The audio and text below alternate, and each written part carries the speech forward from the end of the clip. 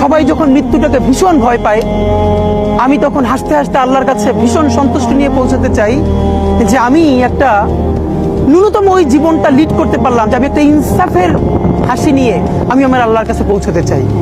সুতরাং আগামী 50 বছর বাঁচলাম, কোনো ইম্প্যাক্ট তৈরি হলো না আমার দিয়ে, দেশের জন্য, রাষ্ট্রের জন্য, উম্মার জন্য, জাতির জন্য।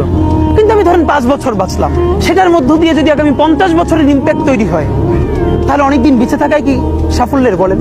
শহীদ প্রেসিডেন্ট জিয়াউর রহমান কয়টা দিন বেঁচেছেন, কিন্তু ভাবেন আজকে পর্যন্ত উনি আমার অনুপ্রেরণা।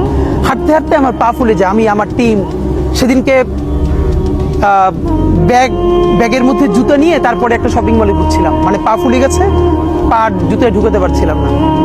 তো জিয়াউর রহমানের একটা ওনার গল্প মনে পড়ছিল, যিনি মাইলকে মাইল যখন হাঁটতেন, ওনার সাথে স্টাফদের পা ফুলে যেত, কিন্তু ওনার তো আর্মি ট্রেনিং আছে। তখন তাকে বলতো, স্যার আপনার তো আর্মি ট্রেনিং, আমরা তো আর পারি না। এই জন্য ওনাকে মানুষ রাখাল রাজা বলতো।